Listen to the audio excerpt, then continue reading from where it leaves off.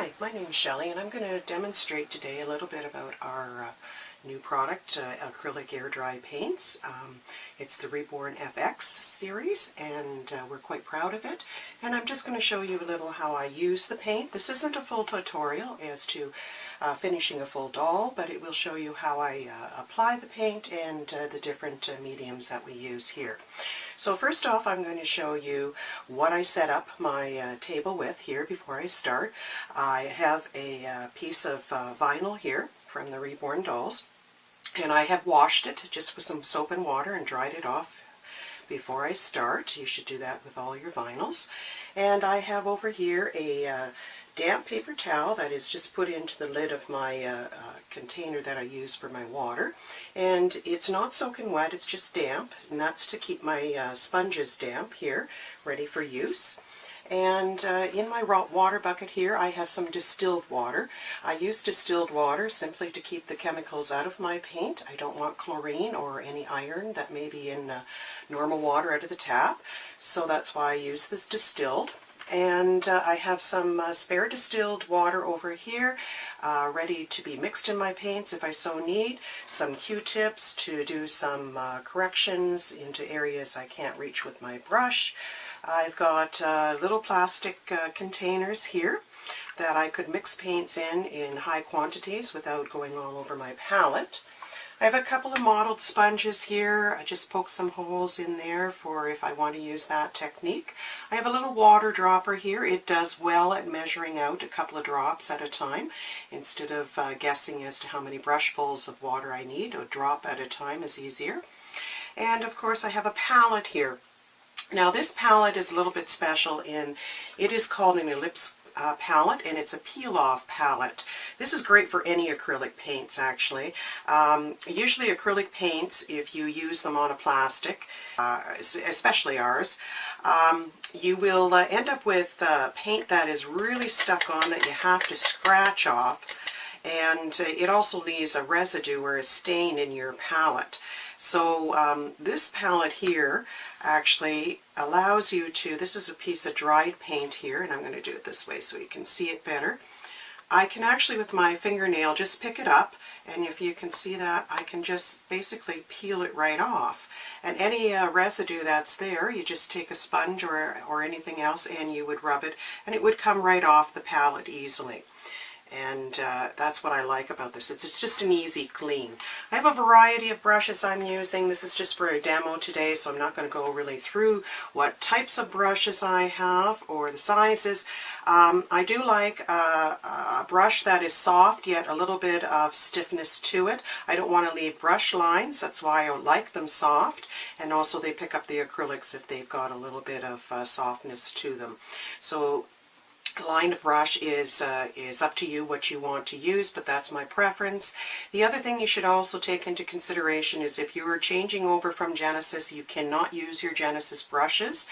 You will have to invest in some brushes that are just for acrylics.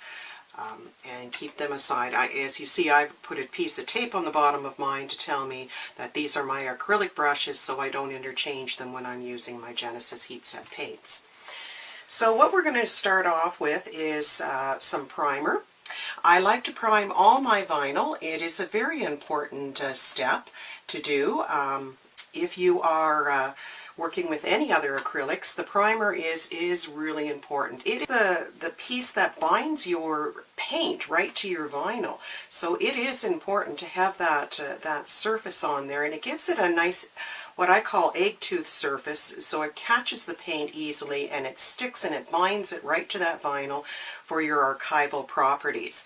So I have put just a little bit of that into my palette over here. I like to dampen my brushes, not wet them as in full, I just kind of pat it in there and I pat it onto a paper towel to get most of the water off. I don't want to apply any water to my sealers.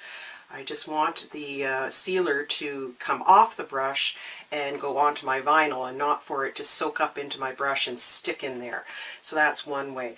So the sealer you'll find is fairly thick, so you'll have to work your way around and with the brush. I will, on a large piece, just do half at a time. And then I will take a damp sponge, because I want the damp sponge to just add some texture and to get rid of any of my brush lines that I've left behind. And if I see any puddling into my creases there, I will use just the very edge of that brush, and I will take out the excess. So you got to watch for that. The sponge also gives you a nice texture as well on there, so that's the other thing I like about the sponges. One thing I should mention is the sponges that you use should be dense sponges. If they're the really soft fluffy ones, you will find two things will happen. One, it will soak up your paint and you will hardly have any paint left on your vinyl, and the other one is a lot of times the soft sponges will eventually leave little pills in behind, dust particles. So it's better to have the dense sponges.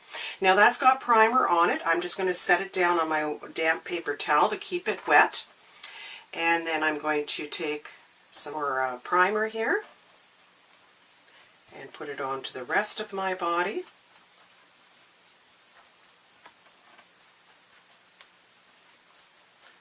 There we go. Remember to put your brushes back into your water. It's a hard thing to remember when you're transferring from a heat set Genesis paints where you didn't have to put your brushes in the water, but it's something you just got to remember. Okay, clean out into all my creases.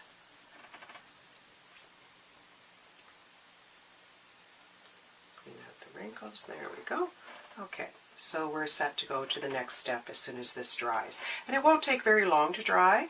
It all depends on the environment you're in. I'm in a cool environment right now with just about moderate humidity, so it will take a little longer. If I want to quicken the process, I will take just a normal hair dryer, not a heat gun.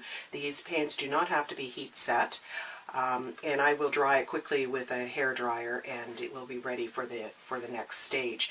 The other little tip you can do too is, if you've got a rack and you're doing a full doll, is put a little fan just blowing onto the rack where the pieces will be sitting, and they'll dry quite.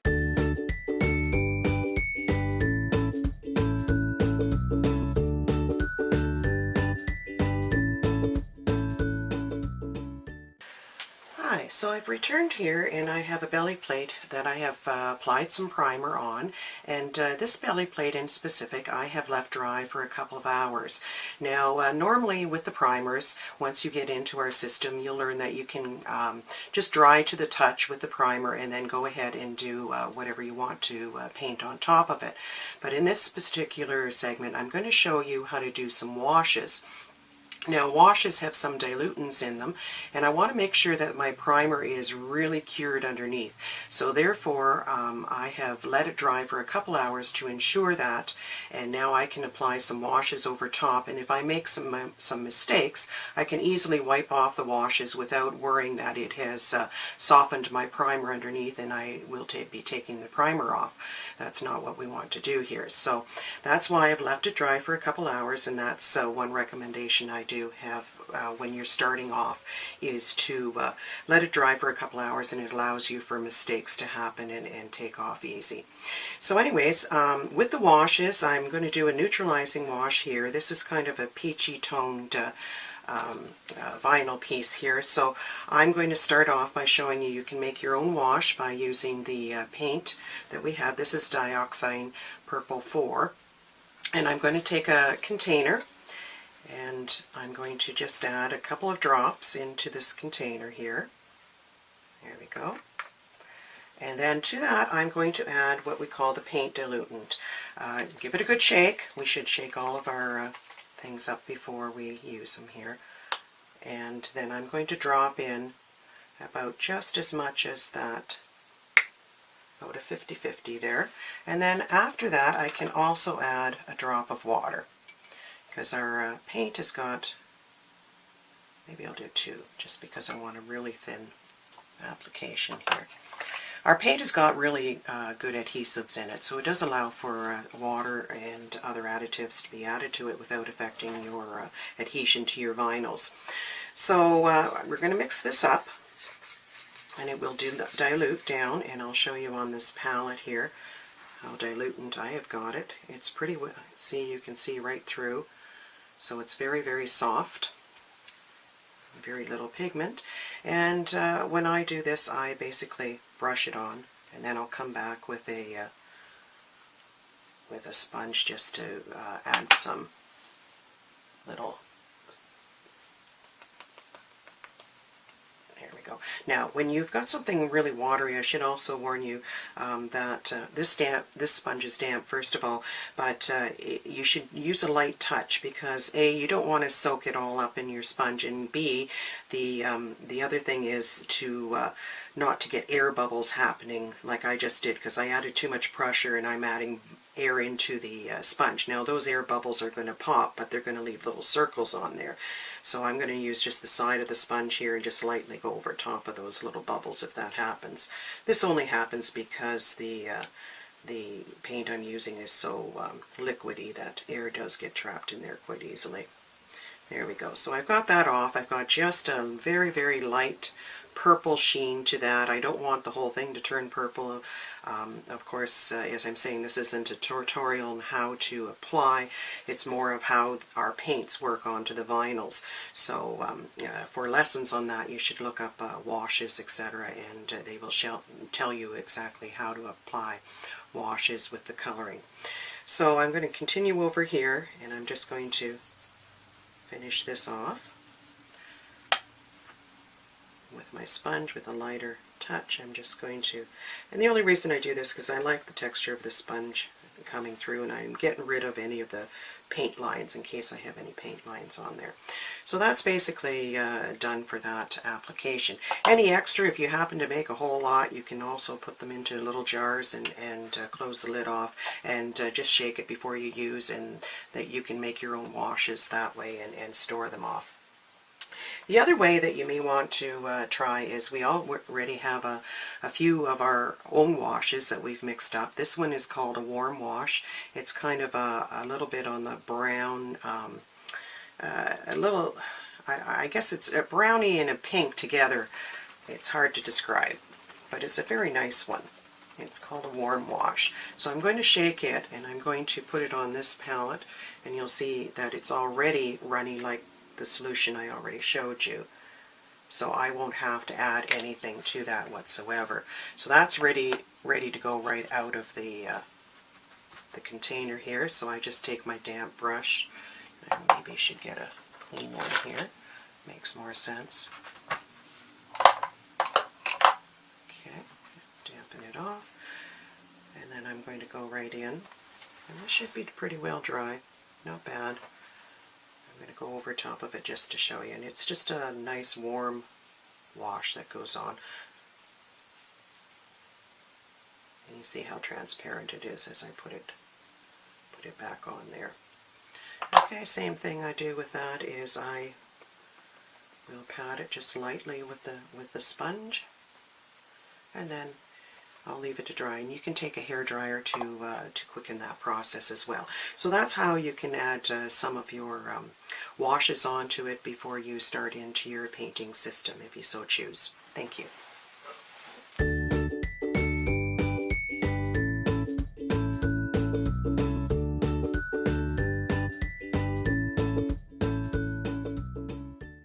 Okay, now I'm ready for a flesh layer onto my belly plate here. The one color I like to use is the Baby Flesh from the ReBornFX paints, and I put some here into my palette already. It is ready to go right out of the jar, out of the 1 ounce jars here, meaning that you don't have to add anything to it. It's very transparent, and it should be as I said, ready to go when you take it right out of the jar. However, many people have different styles of painting, and if you find that you would like a little more pigment, this is where our concentrated pigment jars come in. I have a concentrated pigment jar that's called Baby Flesh, and it has it's just the pigment that's in the paint emulsions, and you can add extra pigment just by dropping it in and mixing it into your solution. So that's in case that you want to have a stronger color than what's in the bottles. It gives you that option, or you can use that later for a staining effect as well, and I'll show you that in a later segment. So here I'm going to take my brush, and I think what I'm going to do is actually take one of the oval brushes here. Dampen and then get off your excess water. I have a dampened sponge here. The one way that you can apply is just simply by putting a dot of your paint in the middle of your sponge. Put your brush into your water and just start dabbing. Okay, that's one of the many ways, and you just go pat, pat, pat, pat, turn your sponge as you go, and if it looks too thick, just keep moving it out. If you find again that you don't have a lot of play time, I find I do, you can add a little bit of the open time to it, drop by drop, and to your preference, and it will give you more time to play. But also remember that it takes a little longer to dry as well. So I have got this on, and I've noticed that the sponge leaves a little mark, so the same as if you're using the other heat set paints technique, you just lighten up your pressure and turn your sponge, and it will get rid of those little sponge marks here. So that's one way of putting the application on. Another way is some people like to just take it with a flat brush here, and they'll take a segment and they will paint it on. But be careful about that, because you don't want a lot of paint on there, and sometimes a brush will put a lot of paint, so your sponge is actually going to be working away at smoothing that out. You'll see I kind of do a wiping, and then I'll come back and pounce. So there are several methods that you can apply flesh onto your vinyl pieces here.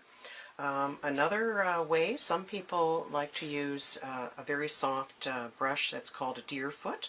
It gives you a little bit of a texture when you apply it, but if you do that, you're just going to dip right into your paint. You're going to blot it the same you would the sponge, and you just keep working with the with the brush until you get this adds texture too, so you get the technique down here.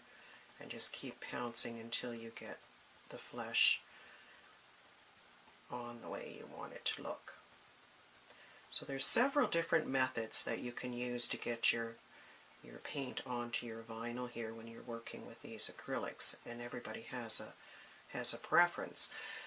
Now there's one last way that I kind of like, if you like texture, is to take a piece of saran wrap, and I am going to just dip it right into the paint. Now I should have had it maybe, there we go, just dress it onto a flat surface there. And this will allow you to get some really interesting textures. And all you do is keep pouncing, pouncing, pouncing, and the more you pounce and the lighter touch you have, the more it will blend, and it will look quite nice, like natural skin actually. This is one of my favorite ways of putting the skin textures on, simply because I can't do this with the heat set paints, because the plastics are not compatible with the heat set paints. They will actually merge together, and your plastic will melt right into your heat set. So this is one advantage of using the air dry acrylics, is you can look at other different techniques. So you can keep pouncing and pouncing until you get the way you want it. If it is looking too textured for you and you like a softer mottled look, just take a sponge and just lightly go over top, and it will just nicely blend. You don't want to blend it all out, because the idea was to leave some texture marks there. It's just a preference as to how much texture you want to show through. So those are a few ideas that you can use when you're applying skin or paint onto your surface. Now that will need to dry, and then I can go on to some other techniques. One other technique you can use also is the sponge with the holes in it. You can apply your paint onto your sponge and pounce it on, and you will get a texture that way as well with different sponges. So play with it and have some fun, and I think you'll really enjoy our paints. Thank you.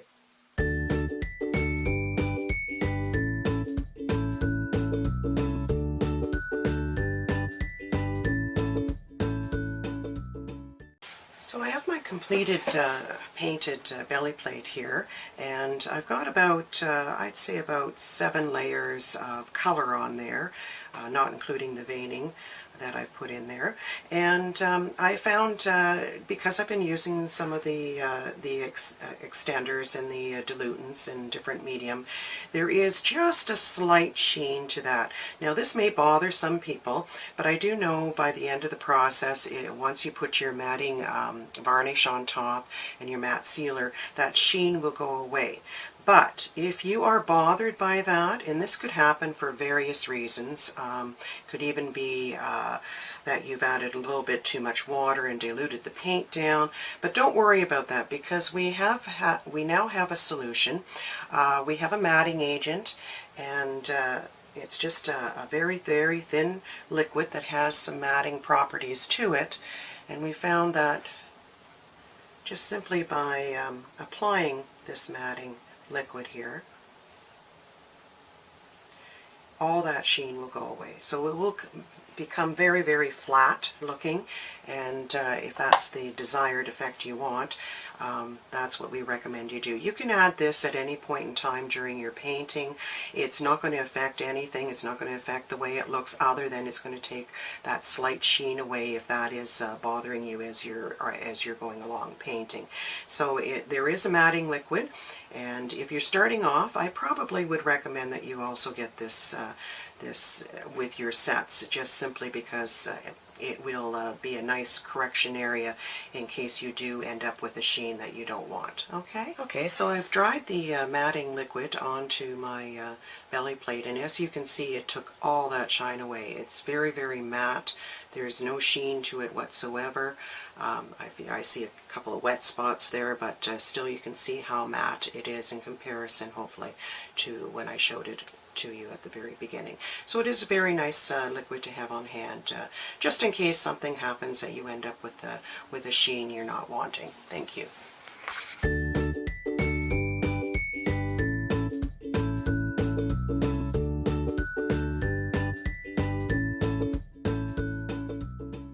I'm going to go over a few of our mediums that we have.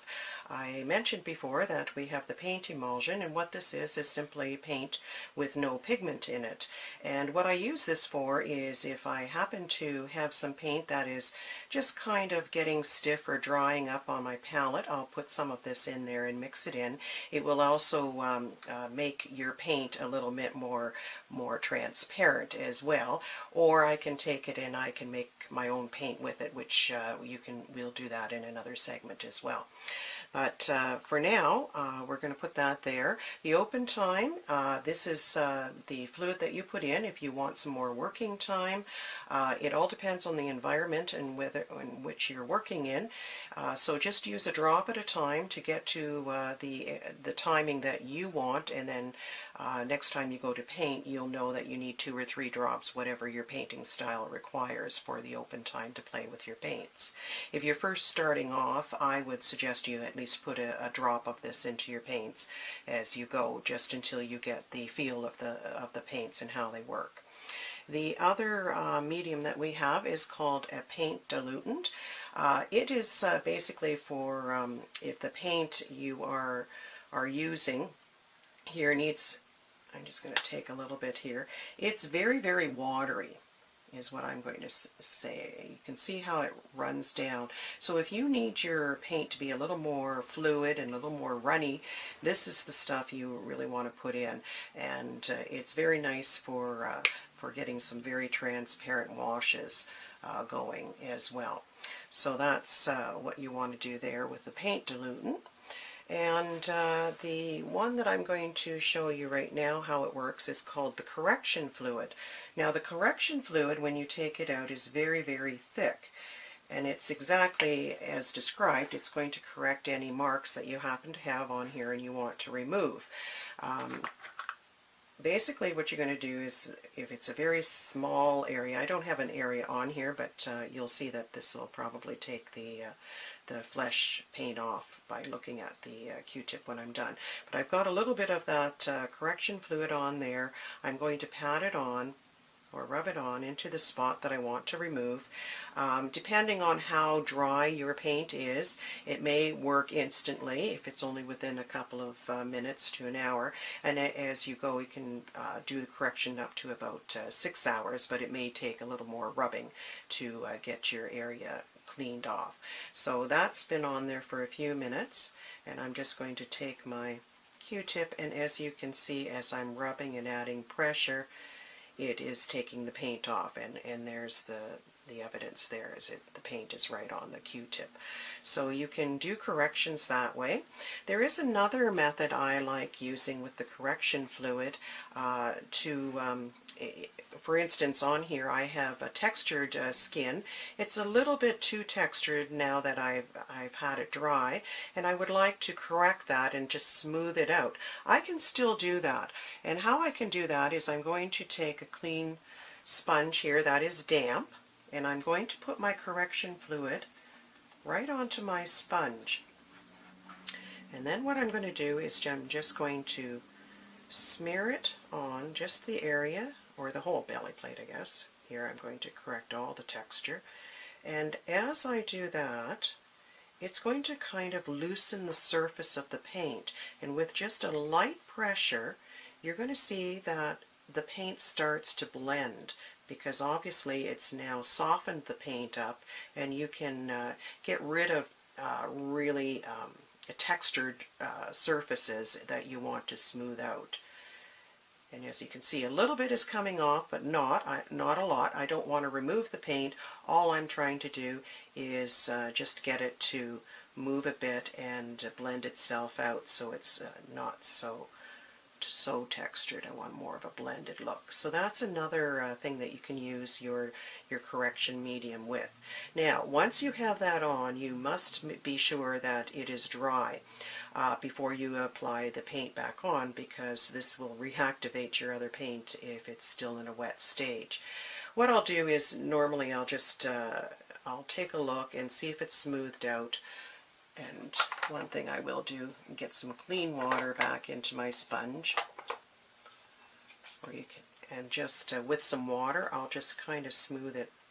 It's actually taking off any excess correction fluid for me. And then you can just take a nice soft paper towel and pat it to dry. And that way I've got a nice smooth skin surface there instead of the prominent texture look that I had on there before. So that's one way that you can use the correction fluid as well. So once you have your doll finished, this is obviously not finished, so I'm not going to apply any more, but after I'm finished, I'm going to apply a sealer. The sealer, what it does is it's going to protect all the paint underneath and actually create a barrier between the paint and the varnish I'm going to put on. The sealer also is a matte fluid. So if you find that any of your paints end up with a bit of a shine to it, you can add a little bit of sealer to it and it will dull it down to a matte. So you can do that, and make sure that you do shake your paints as well. I don't know if I've mentioned that through this segment, but it is important because the paints will separate as they sit. We did not add any thick gels or thickeners to our paints. We wanted them to keep in their water consistency. So that is why you're going to need to make sure you just give it a shake before you use them, because some of the pigments are heavier than others and they will settle to the bottom. And same with matting agents. Any matting agents will go down to the bottom because a matting agent is actually heavier than any of the other pigments that are set in the paints. So make sure you shake it, apply it on with a brush or a sponge, whichever is your preference. You only need a very thin layer, and then leave it dry. And what I usually ask is that you leave it dry at least overnight before you put on your varnish. The reason for that is because you want all your paints to be as dry as possible before you seal them with a varnish, because you don't want any moisture under there. If your paints are still wet, when you go to put your varnish on, your varnish will actually cloud up and look very cloudy, and that's what happens with that. Now, some people want to say, why add a varnish? Well, that is your preference. The varnish is to add an extra protection onto your surface in the event that you're going to have a play doll. I would recommend it just to help prevent some scratching.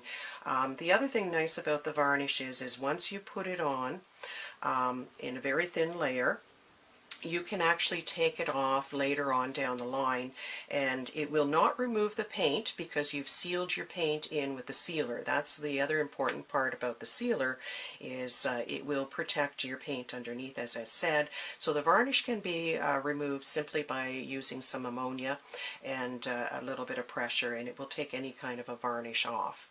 So if, let's say, you did end up with a scratch, you can see the scratch just on the varnish part. You could apply just varnish back over the scratch, or you can remove all the varnish without affecting your painting underneath and then reapply varnish if you so choose. So hopefully that's not too confusing. I'm just stating that the varnish is an option, and the sealer is the most important because it will protect all your paint. And both of these, the varnish and the sealer, have UV protectants to help your paints stop fading.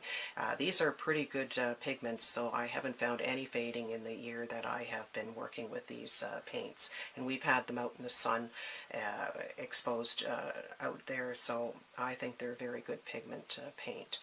Okay, so hopefully that'll explain a few things for you, and have fun.